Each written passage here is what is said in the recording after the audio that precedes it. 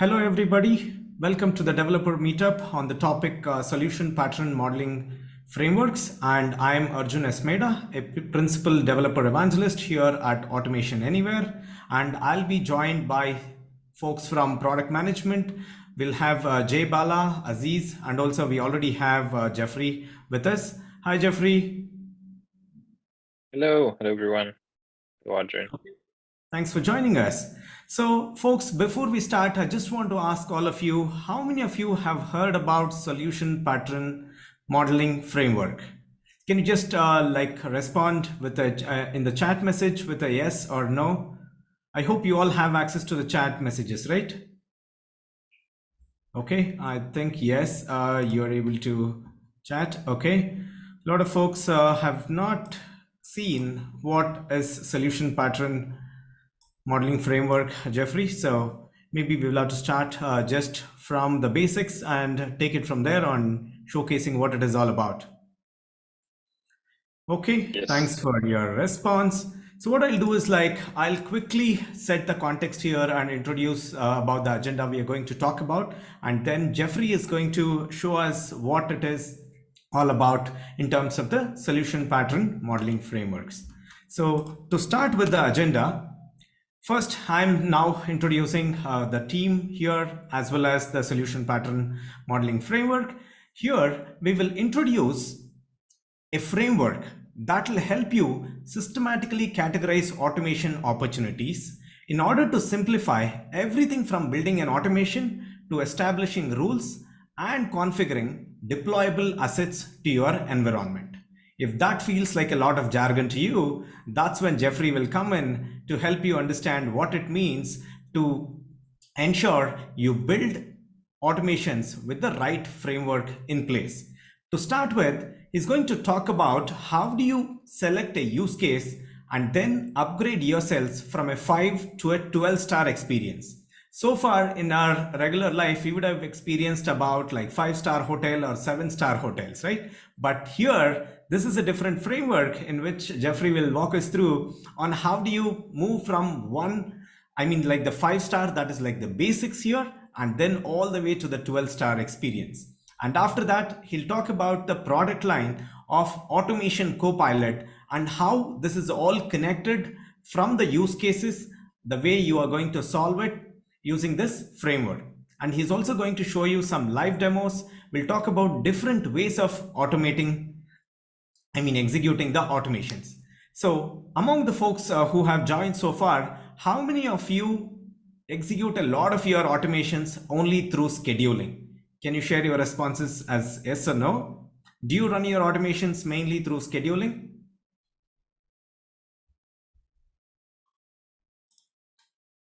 Okay.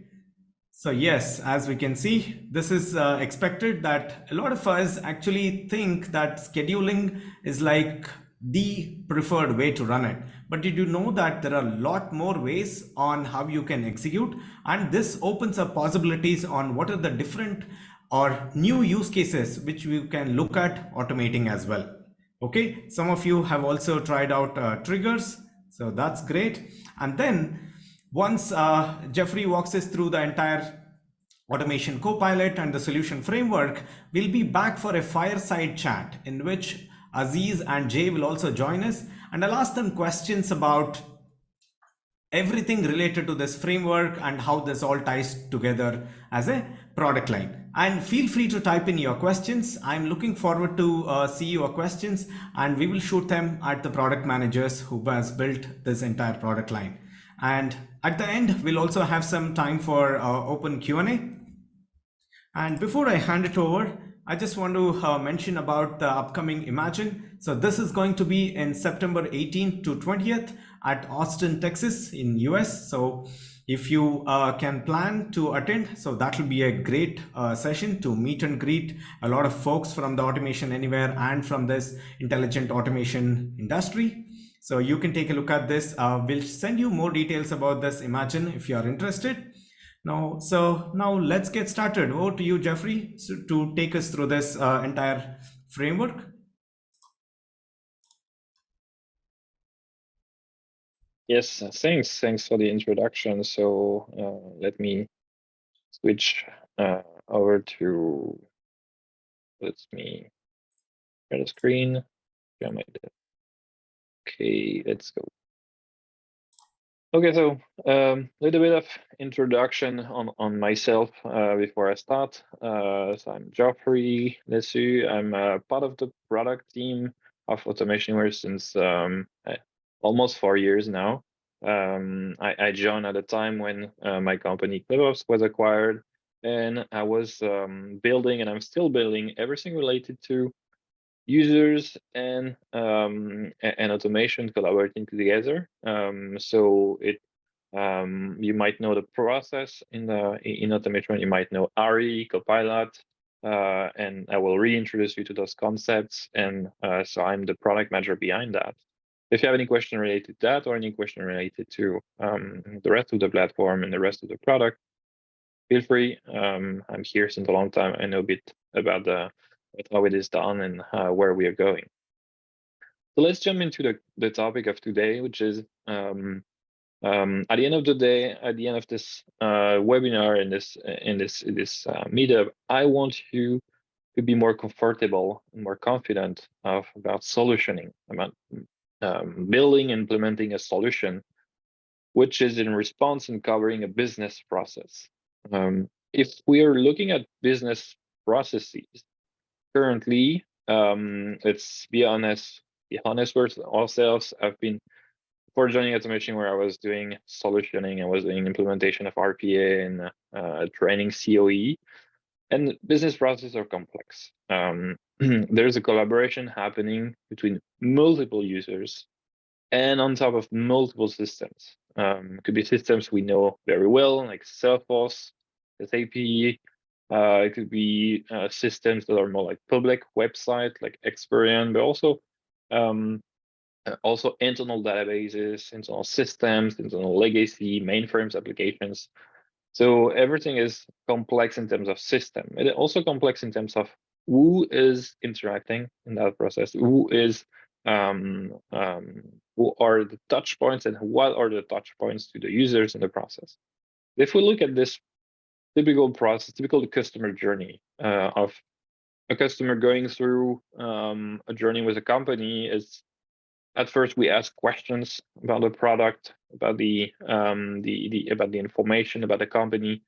And if someone is providing those details, sometimes we are on the phone. Let's say we are in this insurance agent for this entire session. We're in the insurance company. We're at Acme company, and we have our team. We have our insurance agent. We have the team manager of that insurance agent.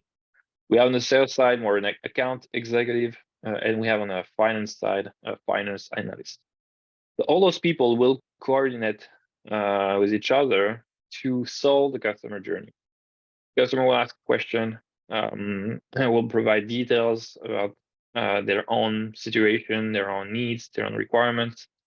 At some point, there will be a quote generated, and then we'll sign up a contract that will pay bills. So this slide and this process is a little bit messy to understand, but it's trust me, this is a simplified version of an actual real process, because it's meant to be messy. It's meant to be interconnected and complex.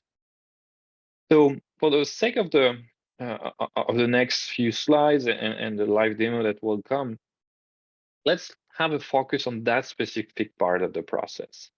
As an insurance agent, I'm on the phone with that customer, and I'm collecting inputs from that customer. I'm collecting the customer is providing details about a house that she wants to insure. And so we're collecting inputs about the house. What is the roof type? How many square footage? What's the when this house was built? And so with all these details, generating a quote. Obviously, this is a quote which is pretty high, so we'll need an approval before sending the quote, before communicating the quote back to the customer. And so we have this process, which will be in Salesforce, which will be with internal systems, which could be also in SAP. If we're looking at this process right now, and we say everything is manual, and we are doing a manual quote generation as part of this process. If we'll have a look and we're clear about it, we see that there's a lot of manual tasks and there's a lot of steps involved to make it real and to make it to the customer. The insurance agent, Zoe, she will discuss with the customer to collect all the inputs. She has to log the details somewhere, and that somewhere is Salesforce. Because when she has all those details and when they're logged, because she has so many manual steps after of generating the quote, which is going to an internal system, having all the data inside, grabbing again the details from Salesforce to that quotes application, and having a lot of manual work, copy and paste, swivel show kind of work, is taking a long time. And then there's sending the quotes from by email to the team manager, because the email is still the best way to connect with your peers. So she's sending an email. Team manager on the other end has to parse the emails, and that's not the I don't know how you work, but that's not a thing I do every minute. I'm not parsing the emails every minute, so there's a delay, there's a lag time, and it's not very convenient to have to parse email and to approve a quote by email, because you have to respond by email. And so you respond by email, and then again, Zoe has to kind of look at her emails, listen to it, and attach the quote to Salesforce, and then finally communicate it back to the customer and call back the customer. So you see a lot of manual steps and a long turnaround, because between the time we're getting the details from the customer and the customer actually getting the quote, there's a long delay. And I don't know if you've been on the market for insurance lately. I've been for my car. That's been kind of my experience a lot of time. The quotes are not always online tool that you can get very easily, especially when your demand is a little bit particular and then you're above certain threshold. So that's in essence what we're calling a 5-star experience. And if you bear with me with that analogy of stars as a rating of your experience during this session. Let's say you have your stars and you can rate your experience, let's say from 0 to 5.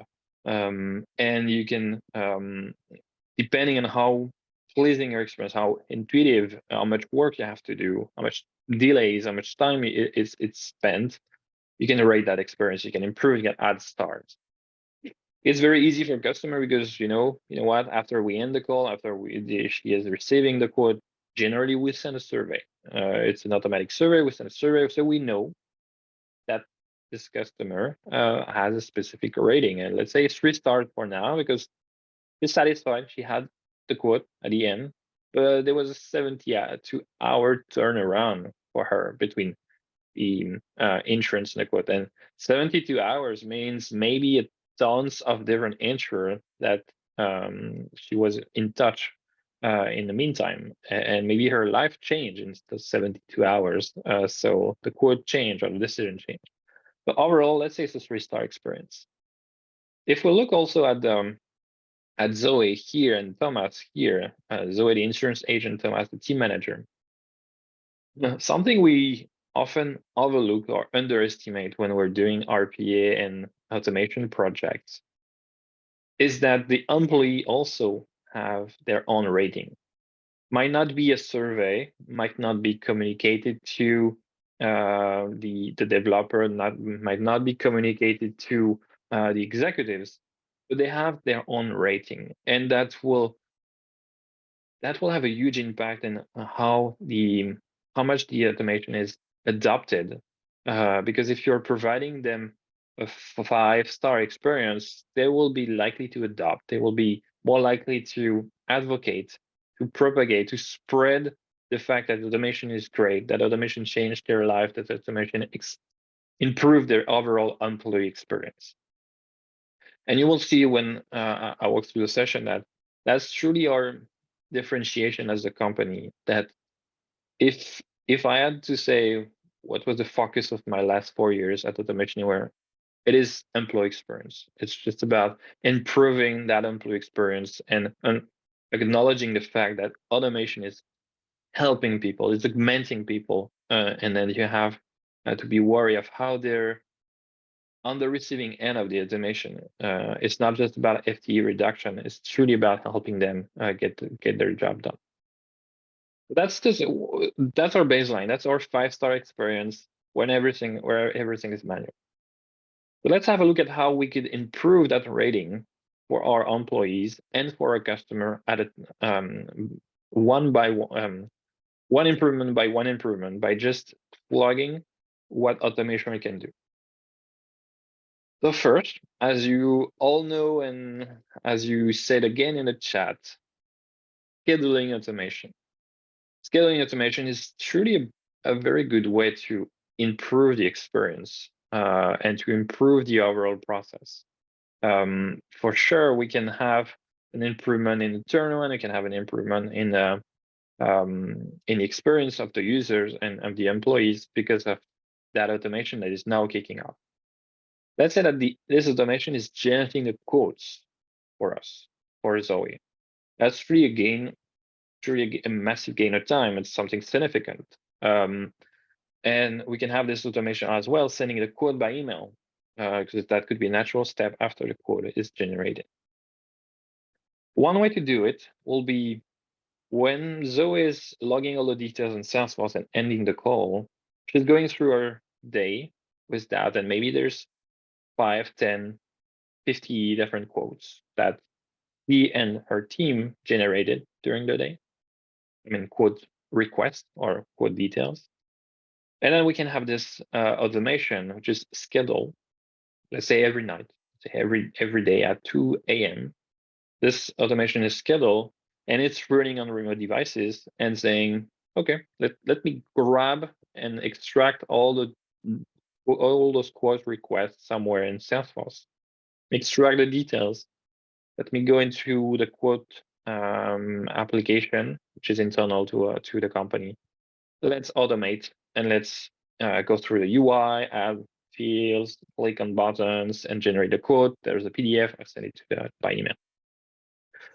So those kind of automations, they're very good at handling few transactions at a time and attached to kind of a low SLA, because if you're scheduled, it means there's a fixed time, fixed window, and a fixed frequency where you can run this automation. So for example, Zoe she had to end the call. The call still has to end because the automation won't kick off during the call. The customer still has to wait because if she called in the morning, and the quote still has to be generated at night, and it's still going to email to the team manager, and team manager maybe is the bottleneck, and maybe it's it's not just passing his email quite too frequently. We cannot have a schedule for team, for Thomas to say every day at 2 p.m. Look at the quotes. So all in all, the experience of Zoe is the only one which will truly be impacted, because now she doesn't have to connect to the application, to the quote application system anymore. She can just end the call, and the quotes are generated. So it's an improvement. She at the end of the day could say it's a now it's 2-star experience, because I don't have to bother with that ugly old system of where I generate the quotes. Now let's see if we could improve that experience. Okay, let's see here that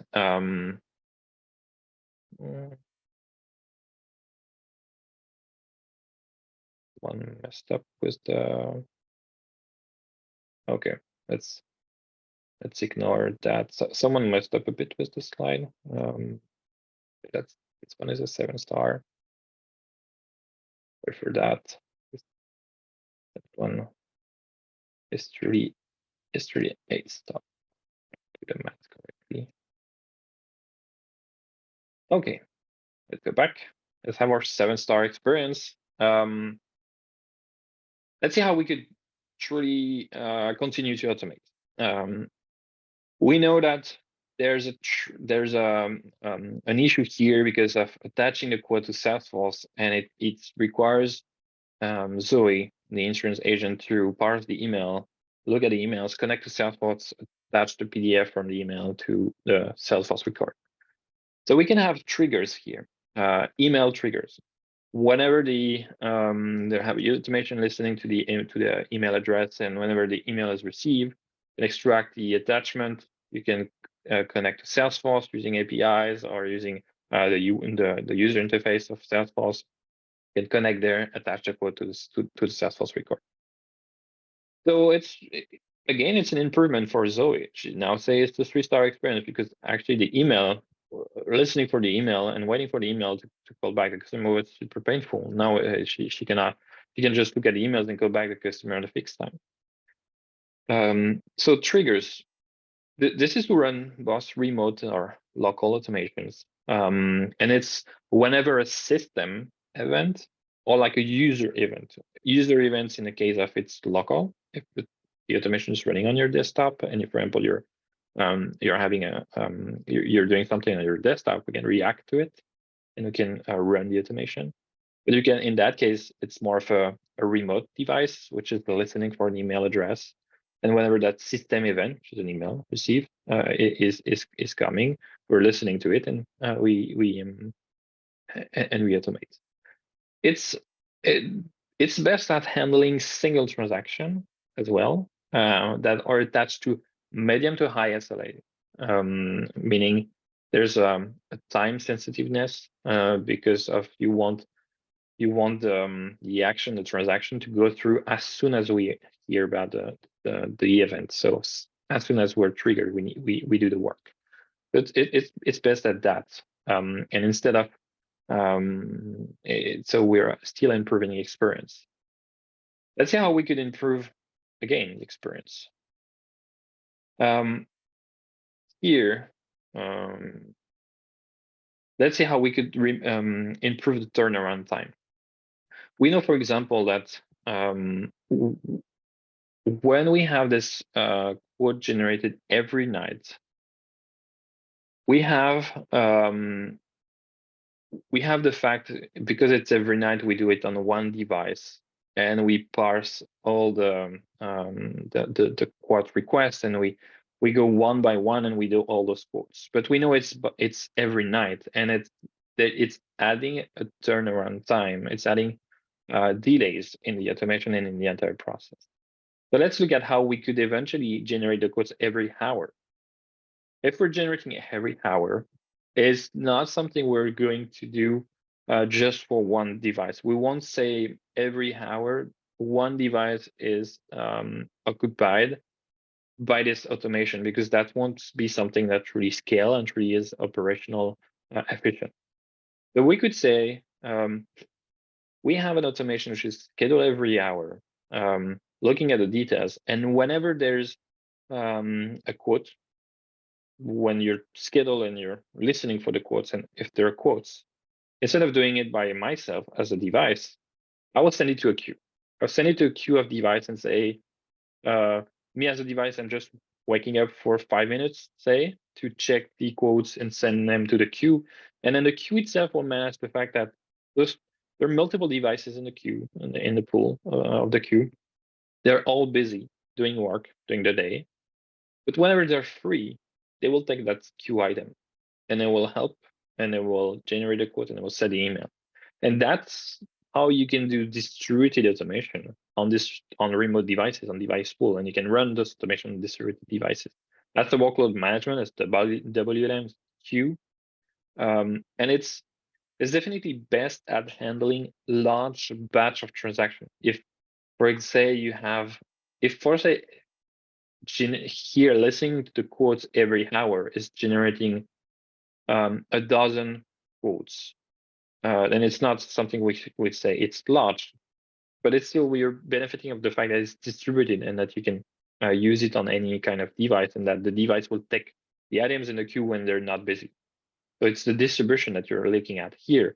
But let's say if you're generating the quotes every hour, but instead of 10 quotes, you have 200, you have 2,000, you have 200,000 quotes, then now you truly need that large batch transaction handling. And that's where we have queues. This is where you have work items that will be taken by each individual devices in the pool.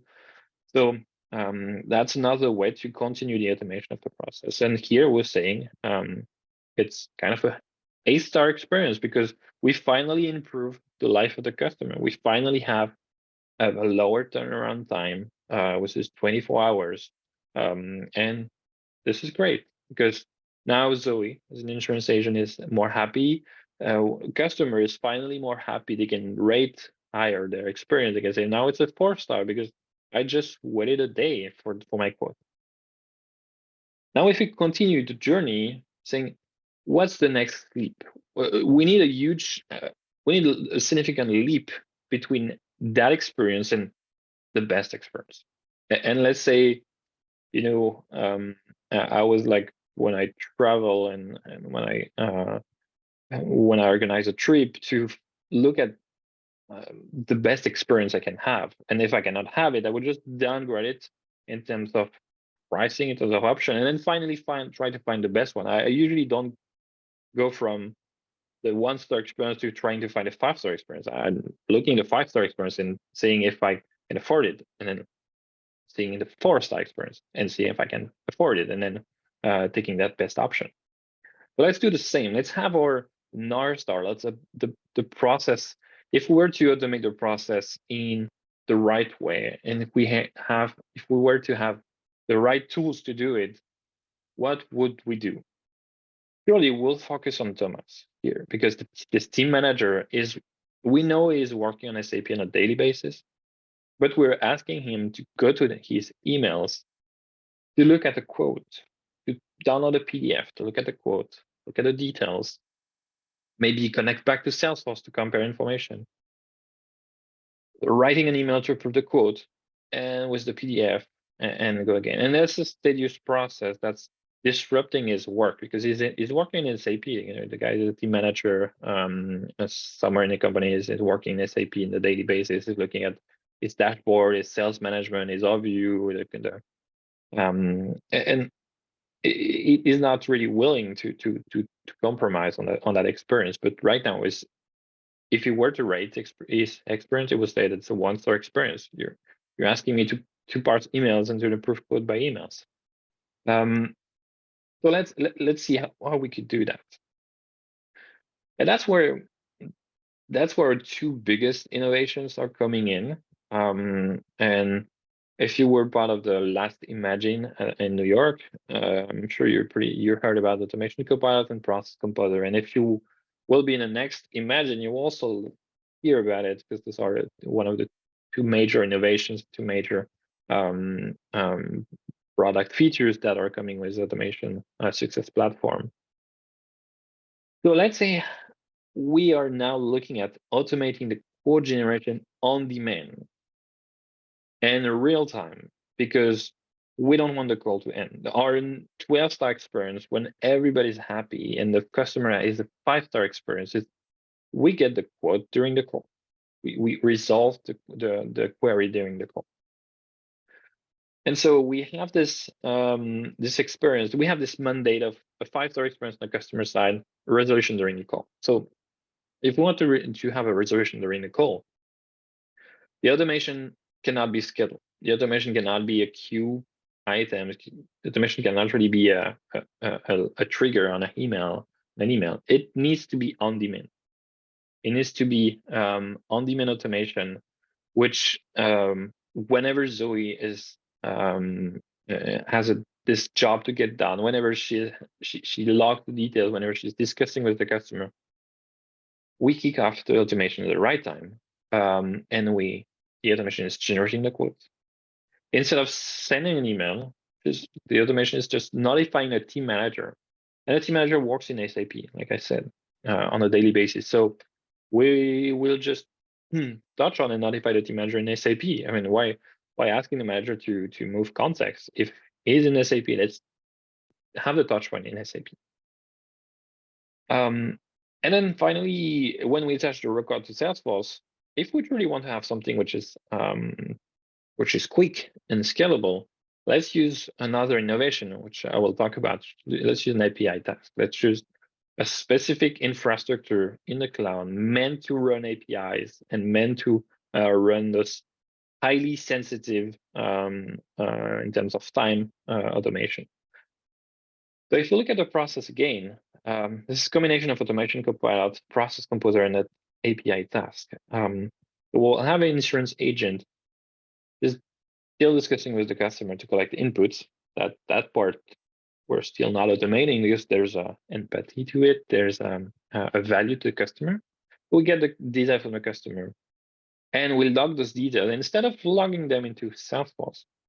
You know what? We'll log them into Automation Copilot, and this Automation Copilot will just be in Salesforce. Fortunately, I have a live demo just after, so you will picture better this 12-star experience. Log the details into Automation Copilot. Now the process composer, and you see the arrows were switched to orange because now the arrows are in control of the automation. We understand the handoffs between the different steps. We understand who's doing what at which moment, and we can enforce SLAs, we can enforce a resolution. And we also, because we're touching end-to-end and we have the full orchestration, we're way quicker in terms of reacting to those events, in terms of automating end-to-end.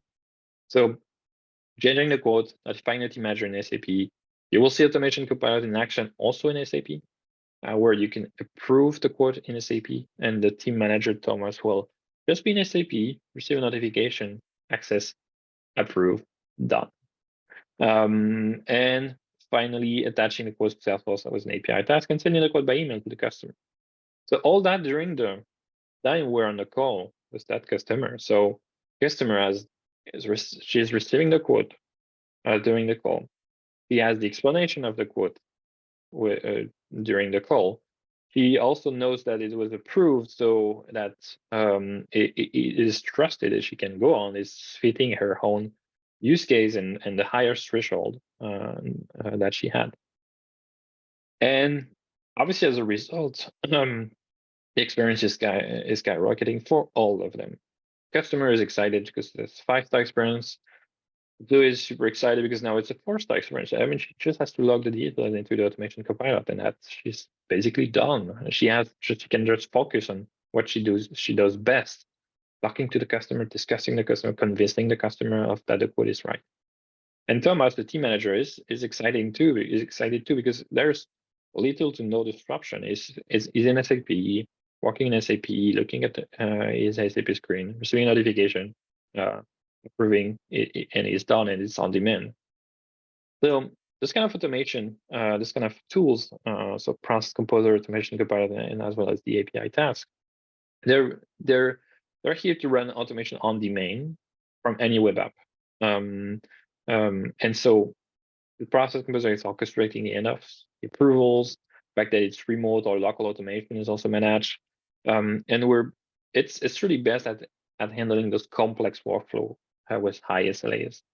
And if I would challenge yourself, and that's sometimes something I learned also as well when I was developing RPA project, is that sometimes as an RPA developer, as automation consultant, we're focused on maybe 1 or 2 steps, and we automate it. But maybe because we're not aware, maybe because we're not in touch with the right people, maybe because we're just the automation is just isolated to certain steps. We're not acknowledging the fact that there are users, there are employee before the automation, there's employee after the automation, and that at the end of the day, those employees are facing one customer. It could be a customer, it could be a supplier. They're facing an external party which is rating them, and which is rating the entire company. So it's good to have this automation compiler and process composer and API task in mind when you're developing and automating, that you can go beyond just automating one step in one task. You can automate a process. So we can switch from just being a task automation partner to being a process automation partner, when you will look at the entire process end to end and help automate. And obviously, those are tools in your toolbox, and you will see that you can mix and match and compose all those tools together to solve any particular use case. Now I will I will stop a little bit with the slides and show the demos. I've seen a few questions in the chat, so I see that Jay Bala joined, so probably help me respond in the chat. Otherwise, we'll take it at the end of the session. Yes, Jeff, I can do that. Thank you. Thank you. I love to order my boss during webinars. That's the only power I get. Okay, let's see. Automation Copilot live demo. Let's have a look. Okay, I hope you can still see the screen and you can see that I'm in Salesforce. I'm Zoe. I'm the insurance agent. I'm in the phone with Jimmy, which is a policy holder. Is married. He has a high net worth. Is very active with us because he has already insurance. He has a very high household income, and we know all about Jimmy, and we know that whenever Jimmy has a insurance need, it is a big need. It's quite a high premium, and that will be a high contract.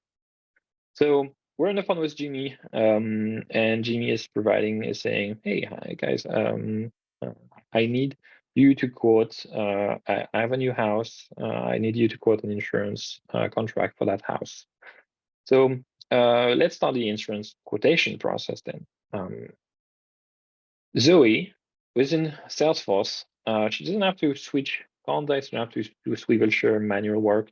She's in Salesforce and is looking here at something which looks like Salesforce, but it's actually not Salesforce. It's Automation Copilot here, live, that is helping her. So she knows that here she's looking at automations that are available to her as a user, but also available to her because she's looking at a policy record in Salesforce. So we can narrow down the list of automations that are truly relevant for that policy. And you see sell policy, claiming dispute, renewing policy. So let's start this insurance quotation process.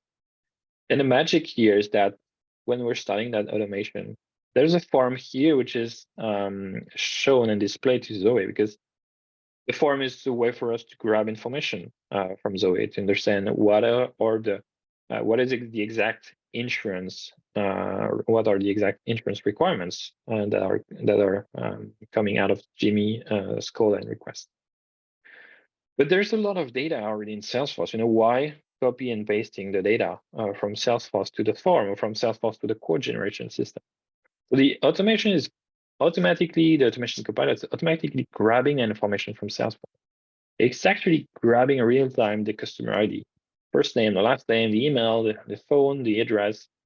Everything is already pre-populated for Zoe. She doesn't have to lose any time, and she can just focus on the insurable details that are here and that are important and that cannot be in Salesforce. This is part of Jimmy's conversation. So we can understand that the house was built in 2012. It's a wood frame structure. It's a roof type. There's a pool. It's fence and personal liability 2000. And Jimmy has quite a lot of personal belongings to insure. So this is all the details from Jimmy, and we can now submit. And what's happening is that an automation is sent to remote devices to a device pool and to do the work. And the automation is first queued and then in progress. And you see here after it's been in progress, the automation constructed a package pricing, constructing different package pricing options for the customer. And you can discuss with the customer. It was very quick, so there's no waiting time, holding time, like music for Jimmy. You can just stay on the call with Jimmy, looking at the automation going on and being in progress very quickly. And you can select an option with Jimmy and you can submit. And now the task again will, the next step will be that we have an automation working. And interestingly, we can also access here what's happening in real time. So you can access that We can see the previous step. We can access that the fact that here a quote is being generated, that the bot is connecting to a quote system that we have in house. The bot is clicking on the UI, clicking the buttons, adding the fields, and everything that we populated before will be populated here in that quote. And now we're having this quote details because now the quote is done, and so we understand that the quote was created on that today, that there's an expiration date attached. We can have all the details that we inputted here as information, and we can have the premium. So it's truly here, and we can even access the quote and the PDF that was here. So all in all, we're still in the call, and we had all those details, and we can confirm with Jimmy all those details, and we can now submit for approval because the process telling us this is higher than a certain threshold, and before you're moving on, you have to prove that quote. You cannot really communicate that quote and send that quote to the customer yet because this is a high premium, because there's a few conditions that we implement in the process that will say, hey, whenever those conditions happen, add this approval step in the process and enforce it. We can see that here. It's now it's in the quote approval process. So let's switch context and let's be now Thomas, the sales manager.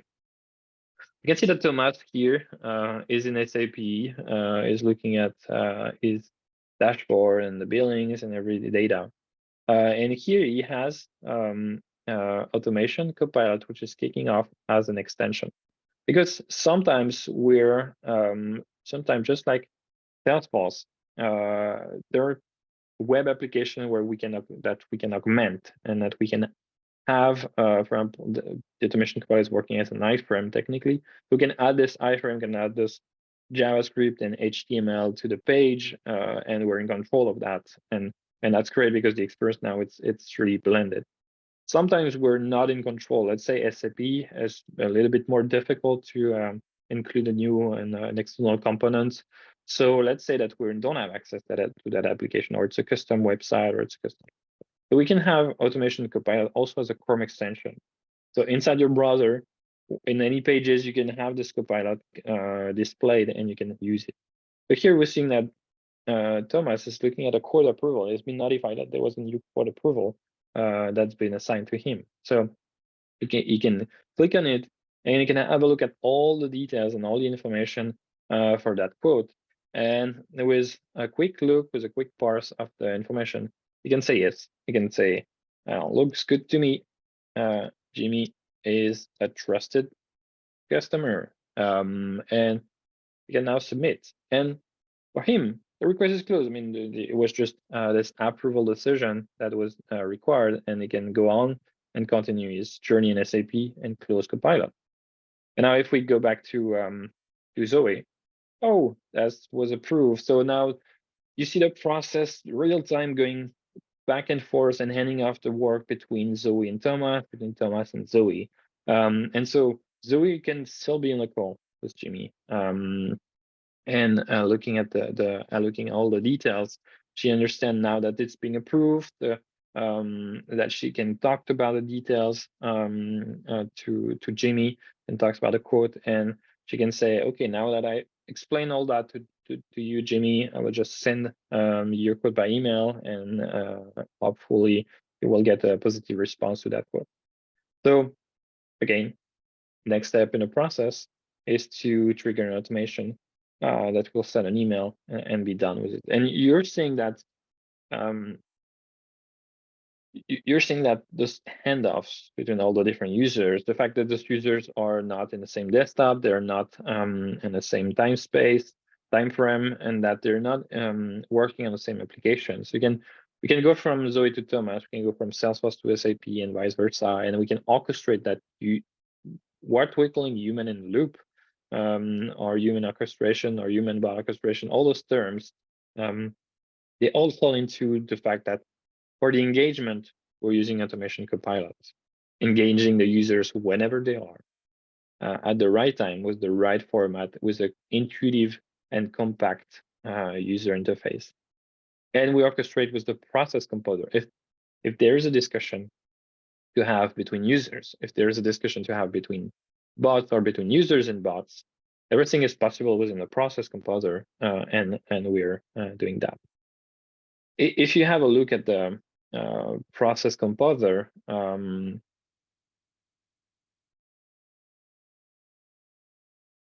if you have a look at the process composer here, and we can have a look at the entire process, you see that this process is actually a combination of bot task, user, human task, that you can get a price package, you can have the price options, we can generate the quote, and we can have all those details here, and we can enforce approval if there's certain thresholds, certain information.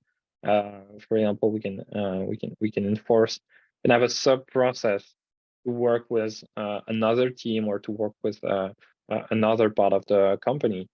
And in the next releases, we'll improve that part, and we'll work on having approvals as first-class citizen in the process composer.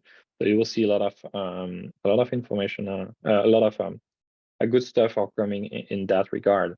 And the process composer is something we're actively investing on, and same for automation copilot. So you can know that those are at the spear of what we want to do as an automation company, and you've seen the results. For you, but it seems to me like it's really a 12-star experience. Jimmy got the quote in real time, and Zoe, I got to just click on a few buttons, just input some details on the form, and I was done. And Thomas, I had just to click and approve. So that's the automation copilot live demo.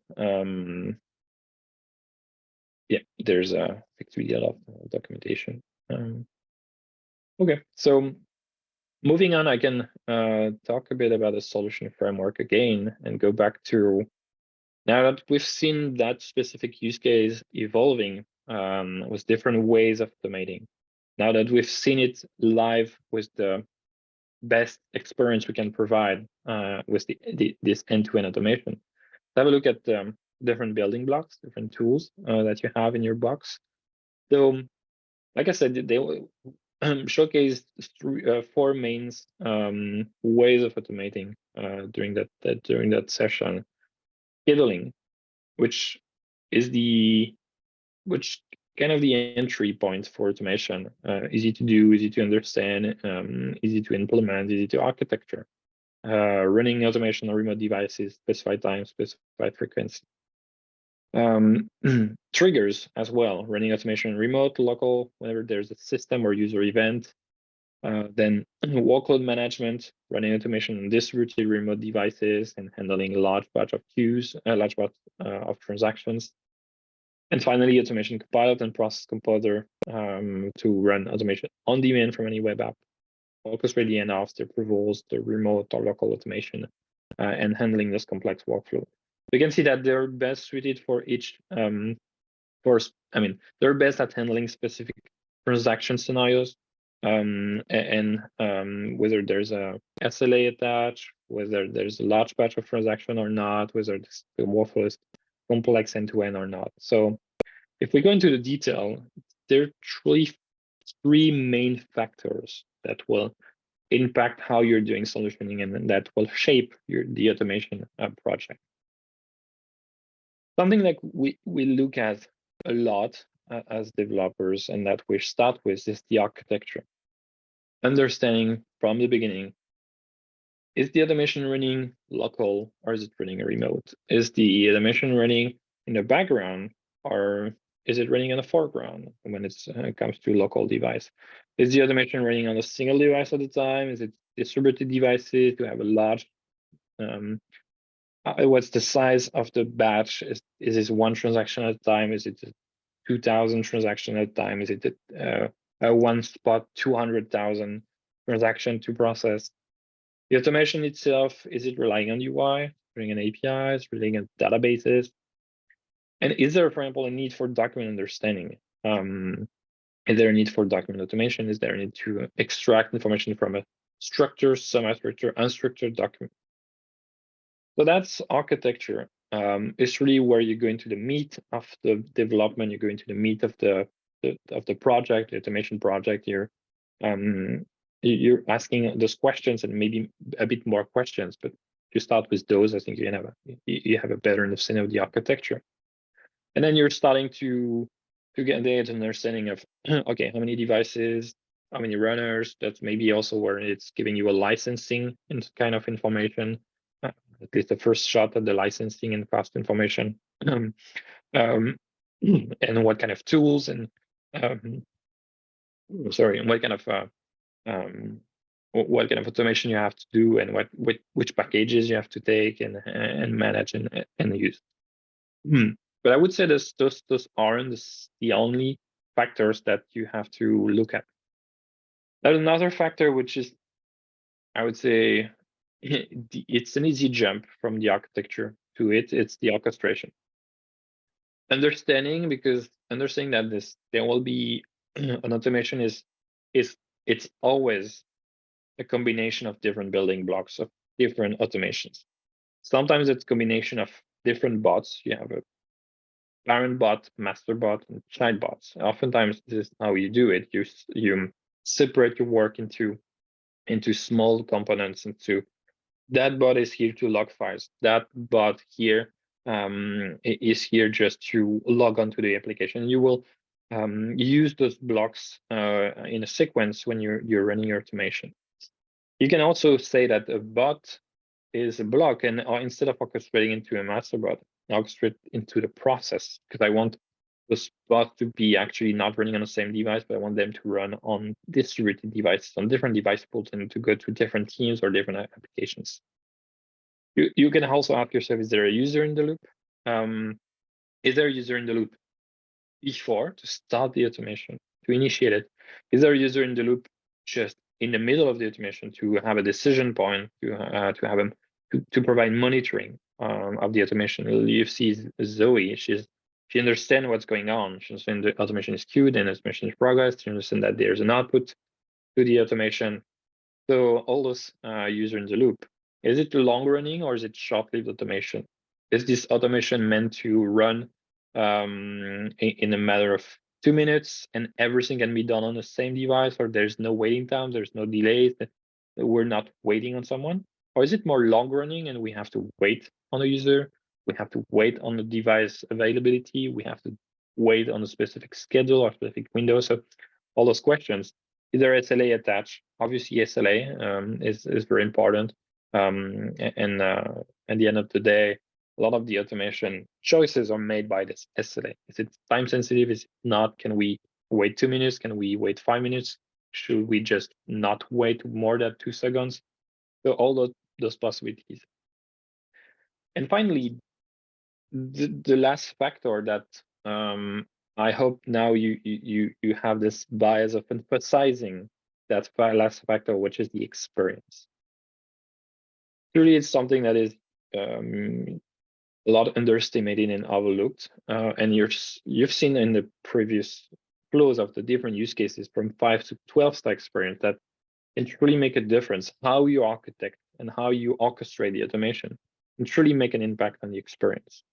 And if you're making a living and huge impact in terms of experience, you're sure that your automation will be adopted, it will be used, that people will advocate, people will come back to you with new use cases, and that the discovery process will be much more easier, even the building process much more easier, because you're talking experience. You're not talking packages and bots and message box. You're talking about experience. What is the experience you want as a business user? And let's see how I can do that experience. So here it's understanding if the automation is running in tandem with the users. If, for example, is it we have to work in parallel with the user, or is it a sequence that we work with the user? Is it on demand? Are we reacting to user event? Is there a decision to be made by a user? How are the outputs displayed back to the user? So super important. And basically, is that user just in need of the automation when inside another application?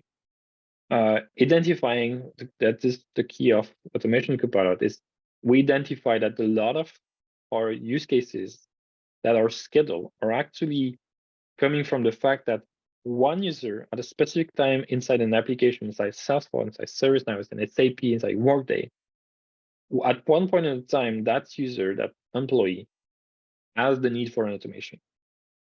And because there's no on-demand capacity, that user is just sending an email or adding a row to a spreadsheet or adding a file to a SharePoint, and the automation will kick off at some point in time. That's really important to understand where is your user when the need for automation is coming. So all those points are kind of shaping your solution. And in your toolbox, you have this modeling framework. I took the liberty and the freedom of changing, updating it a bit to suit our conversation and suit our session. That will be a little bit different from what it's in the blog, but trust us to just align a bit at the planets, because we're in a space camp. We'll align a bit the planets in terms of how that pattern modeling framework is explained here and explained in the blog. So in terms of, and I will go quickly. There's the fireside chat, and I see Aziz also joined from the product team. So solution pattern is about first understanding the initiation. How is the automation initiated? Is it through Copilot? Do you have the need for on-demand automation at a point of time? Do you have the need for this on-demand automation to be on the desktop, be a standalone, or to be inside a web app? Same, if it's on-demand, this can be a run now type of initiation. You go to automation anywhere, you find your bot in a folder, you find your automation, you find the process, and you click on run. That is, I would say, downgraded experience of Copilot, but that's still a possible experience. Triggers and schedules and queues are also here to help how you can initiate a solution, how you can initiate a process and a bot. And API, I mean, we also have to acknowledge the fact that automation is one step in a process, or sometimes it's one tool in a company, and there will be third party also bringing automation, initiating automation, and APIs are here. We have extensive APIs to initiate automation from third party tools. Orchestration, you can use the process composer, which is the preferred way, the recommended way to orchestrate your end-to-end processes. And you can also do that in Masterbot. That's I think a lot of you are doing right now, having one bot, which is the main, the parent, the master, and running the childs and the different bots and automation. Execution can be local in the foreground. The bot is taking up the machine and working on the device, and the automation is going through, and the user should not interact with the automation when it's going. We also have a local background type of interaction. You can run with PIP, picture-in-picture, can run in the different session, which should not be something the user can interact with. And so we can have this tandem automation where as a user, I can work and I can do everything I want, but in the background, the bot can run and not disrupt each other. Execution could be on remote device, remote tool, easy to understand. Also, a new capacity coming coming very soon in the H2 of that year is running automation in the cloud, where I have something which we'll call an API task, which is a lightweight version of running an automation. So when you run an automation, you have the choices of running UI automation, or you're running, for example, API or database calls. When you're on this API and database calls, what we'll do is provide a cloud infrastructure, so provide all the devices and all the capacity to execute in the cloud, which is native to the fact that if you have a cloud instance, cloud tenant, and a cloud automation anywhere offering, then you will have this offering.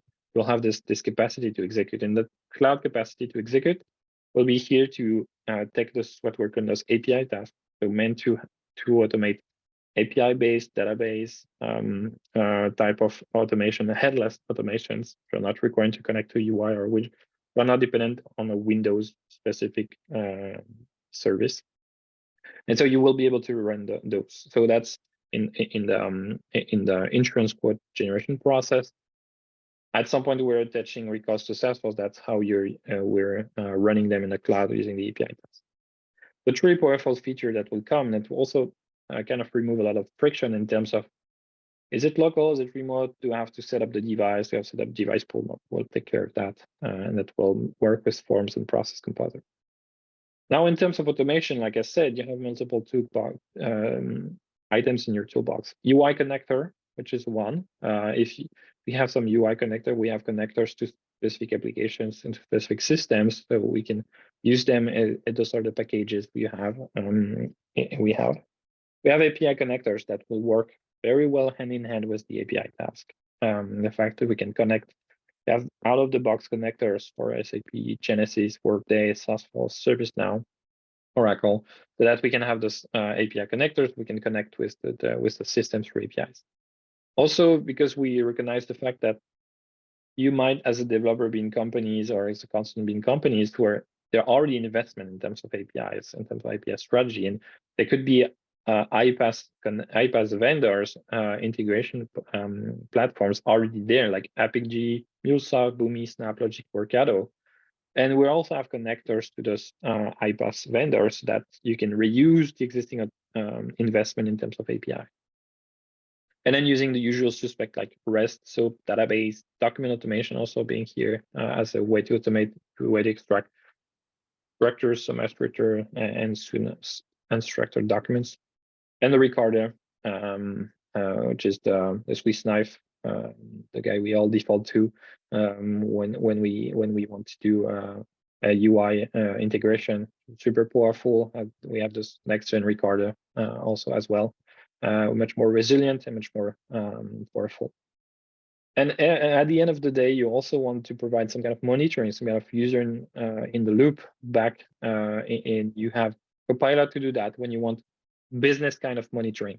When you want the business user to understand if the task is being queued, if the task is being executed, you want to get back outputs and details about the automation, business details, managing files, sending files.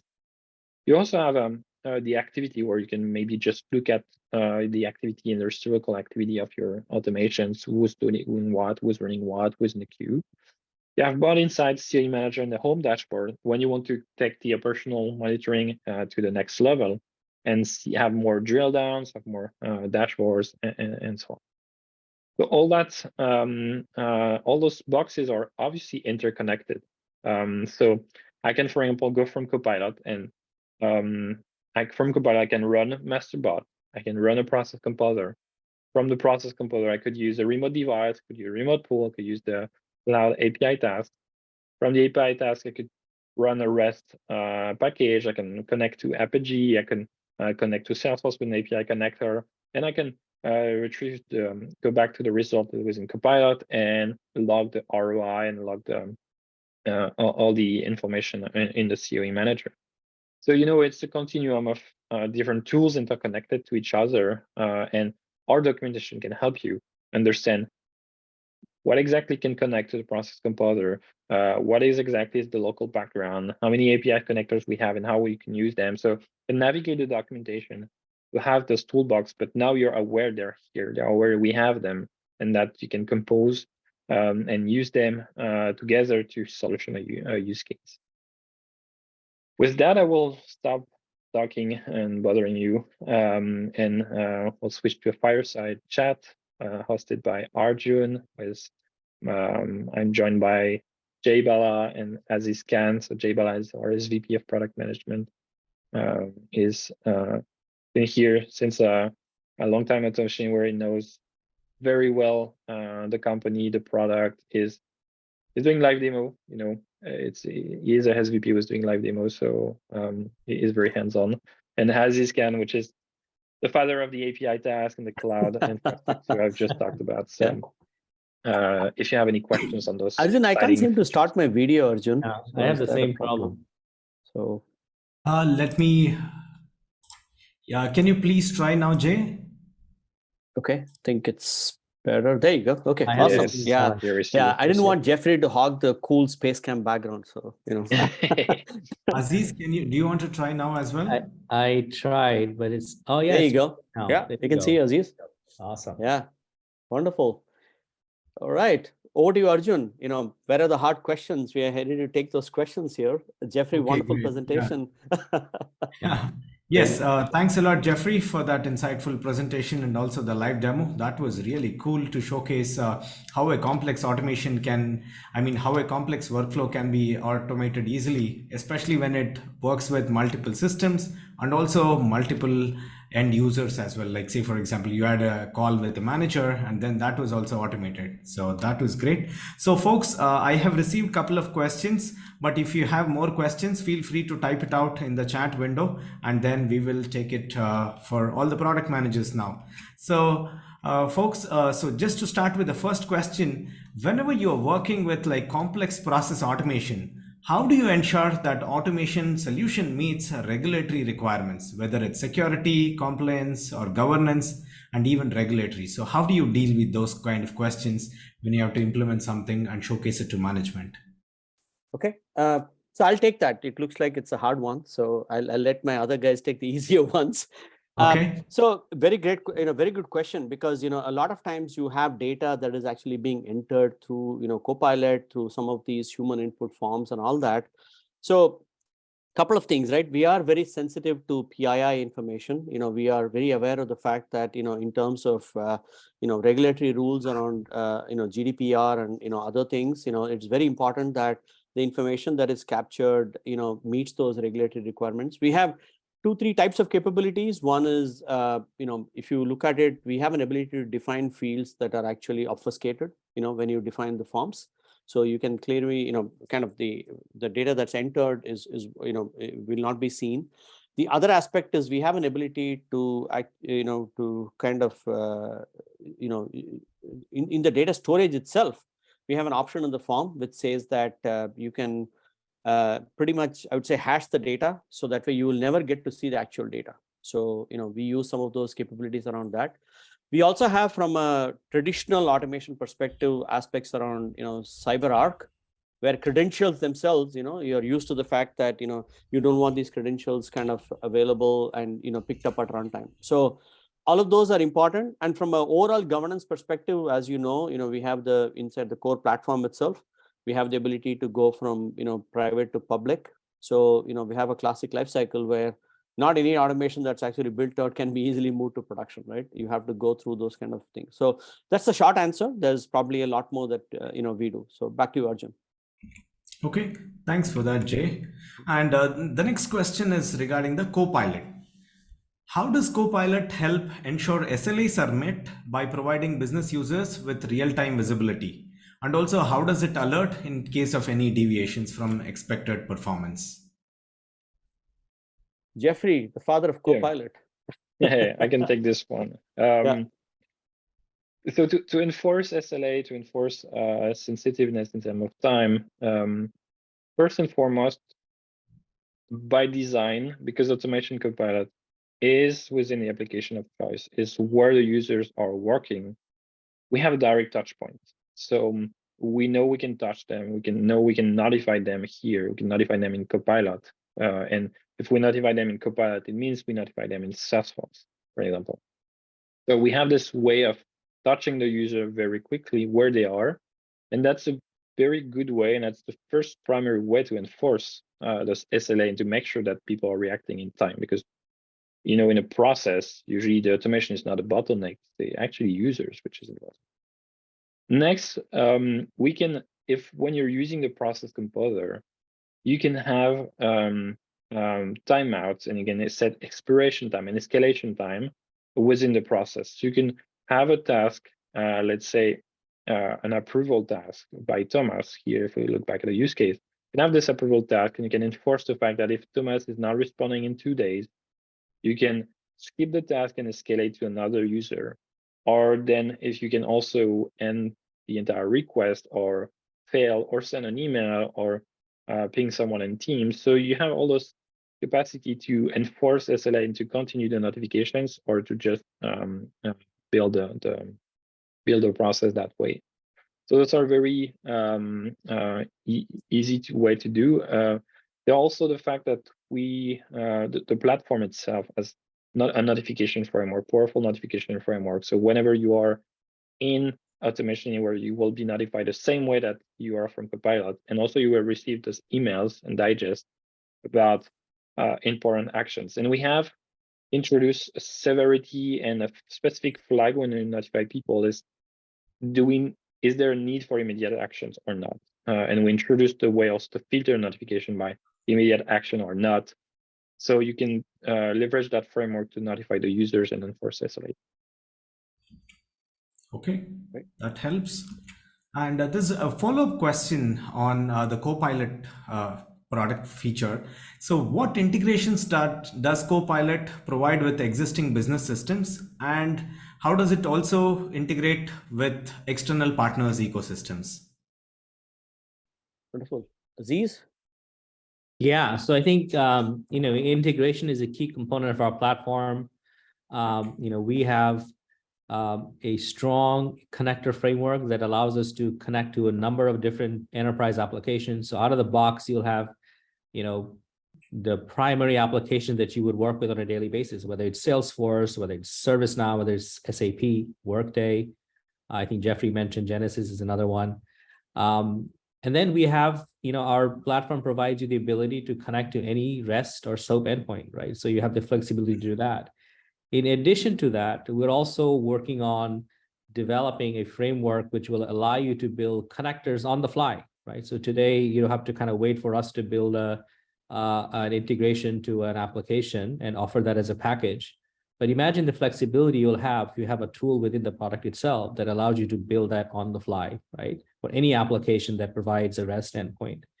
So those are all the capabilities, and all of that essentially becomes exposed with any application within our portfolio. So Copilot will inherit that out of the box. So you'll have connectivity to any application.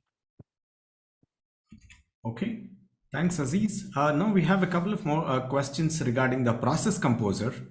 Whenever you are working on a complex automation workflow, what techniques do you use to break down large processes into simpler and more manageable tasks? Jeffrey, you want to go, or you want me to kind of take the soft one? No, I can go. Effectively, Yeah. there's the process composer is here to compose and compose the different building blocks of a process.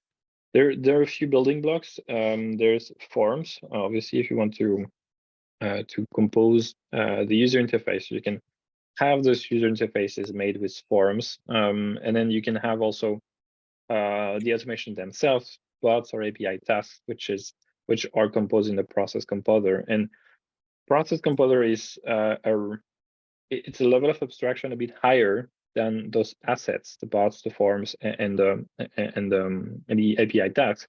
So there's reusability built in. So you can have you can have a team of building those blocks, building, for example, a specific bot that will connect to Salesforce, a specific API that will connect to Workday. And again, as I reuse the connectors that we have, or use the UI automation, you can build this library, an internal library of building blocks, of automation blocks, which are bots, forms, and API tasks. You can also refer to the external library inside the bot store, where we have existing examples, existing automations running, and now inside the process composer you can reuse them, and you can also select the versions you're using. You can reuse them, and so it's really meant to be to enforce that and to promote that reusability and promote the fact that you have all those blocks and bots and forms already there, and you can just reuse them inside the process. Okay, there's one more question around the process composer. Now we have seen that like the process composer kind of connects all the bots, forms, and then multiple APIs and all that, right? So What steps do we take to ensure there is always compatibility and interoperability between these technologies? Especially when we are connecting with like external APIs and machine learning models. Yeah, that's a good one. I can maybe take that one if you're okay. So we take this versionings and compatibility topics very seriously, because we understand that production and enterprise grade automation will rely on them to be successful and to be resilient. So in terms of compatibility, bots, forms, API tasks that you're building, even if you're building them on the .17 release, which is a year or 2 years old, and you're using them inside a process composer of now, that will be compatible. We're making, we have a, it's almost a value, an internal value, is that backward compatibility and compatibility with the history is there. And so we're taking that very seriously.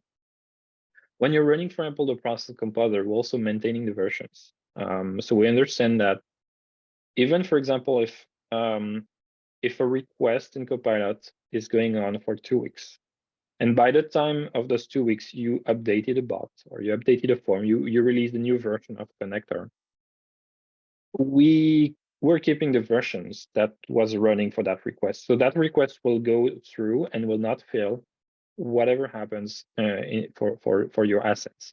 So you can be sure that when you have a new version of the process, you have a new version of the bots or the forms, we only impact a new request and a new interaction within Copilot. So that we're taking that very seriously. And that will be the same for if we go into granular level lower, which is inside the bots themselves, inside the API tasks themselves.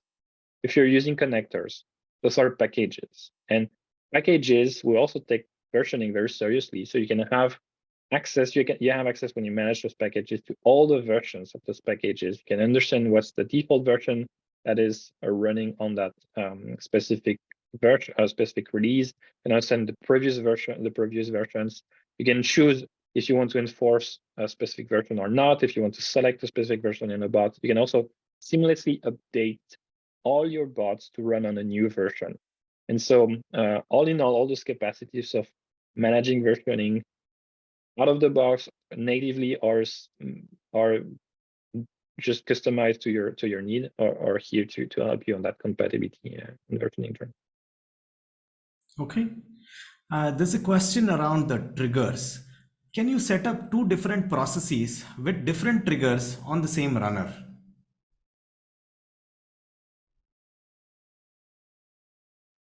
Two processes on the same runner with different triggers or same triggers? On the different triggers. Okay.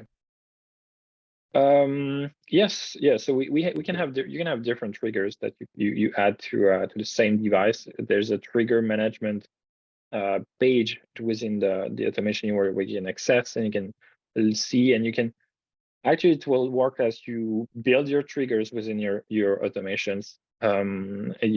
Now you can access them, and then you can deploy them to devices, and you can say that device will run with that trigger, that other device was run that trigger, but you can also mix and match and have one device with multiple triggers. But yeah, of course. Okay.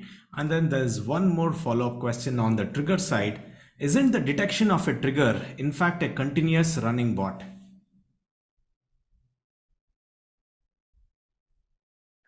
It is a bit more than that. It's actually a service that will run and listen and to every event and to every system. If those are user events, they will need the user to be connected. If they're system events, they can run in the background and they will listen to it. So yeah, that's kind of listening. And it's not a bot to say, because when you're listening for the trigger, you're not blocking the device. You're not blocking the fact that it cannot be used. And when those triggers happen concurrently, it's actually, there is a queue system that's going on, and they will be queued on the device itself. So a little bit more than a bot, because you can run bot at the same time. Okay. And one more question to you, Jeffrey. Like the use case which you showcased, isn't that more of a BPA use case? What are the advantages of using RPA instead of BPA for this specific use case? Okay. That's an easy one. It's also a long one. So I'll try to keep it short. I think it's a natural journey as an automation developer, as an automation consultant, to look at automation as a whole, as a broader category, as a broader types of solution than just RPA or than just task automation. So we're on a journey as a company to go from task automation to process automation. You've seen the process composer, you've seen automation copilot. There are process automation, there are DPA or BPA types of tools and solutions. But it's not happening in a vacuum. We're not doing it because we think it's cool. We're doing it because customers are asking for it, because our customers, very own customers which are using RPA since decades now, are saying, I want to take it to the next level. It's fine to generate the quotes at night, but I truly want to make an impact and make a dent in the customer experience, in the employee experience, because we live in a world where customers are struggling and demand is struggling, and demand is important. Every company in the world wants to take care of the demand, take care of the customers. But also, we want to take care of the employees. And we're in a world where there's employee shortage, and there are people switching jobs, people are changing jobs, and the turnover, for example, in the customer service in a contact center is no joke. And so whenever you switch that mindset and you say, I have my employee experience at first, I have the process end-to-end at first, and I am enforcing also SLAs and sensitiveness, and I solve the solution and the use case end-to-end, then you're truly making an impact as an automation consultant, as an automation developer, as an automation team. Impact which is 100x what you can do with just RPA, with just task automation. So effectively, this are tools that are going in that journey. Also considering the fact that we're not the only one doing that. And that's why we have APIs, that's why we have connectors at core, because we can integrate with other tools doing that very efficiently, and we can be called to do RPA, we can be the one calling the others. Truly, it's an interconnected toolbox with other vendors, and we're proud to have a lot of partnerships and technological partnerships with those vendors, so that we can work together to just solve them. Very true. I mean, I can also add maybe a few sentences there. I think the key realization that everybody has is that there will be data assets in silos across your organization, right? Your IT may be building a whole bunch of data, composing data through MuleSoft or SnapLogic or some other tool, right? That they already house to manage data services, right? So it's important for us to acknowledge that and make sure that you're able to consume those data objects, right? Reuse the work that your organization has already done and build more value across the organization. So hence these connectors that Jeffrey initially talked about to MuleSoft, SnapLogic, Apigee, and others makes a lot of sense, because if you already built a process there, guess what? You can call our automations, our API tasks, our bots, our processes directly from those as well. So that, it helps you sort of drive value a lot much faster. Yeah, and just to add to that, a lot of the BPA tools typically start off more at the logical level. And then when it comes to physical implementation, sometimes what ends up happening, exactly to Aziz's point, there are data and applications in silos, and then it becomes a custom project to actually connect all of those. So in a way, the fact that we have our core platform, which provides this level of connectivity, means that, stringing together a process that actually goes across these applications with the light workflow, becomes kind of quite easy for us to do. So, that's where the Copilot and the Process Composer really shine. Yeah. Back to you, Arjun. Yeah. In the interest of the time, we can probably take just one or two more questions before we wrap up.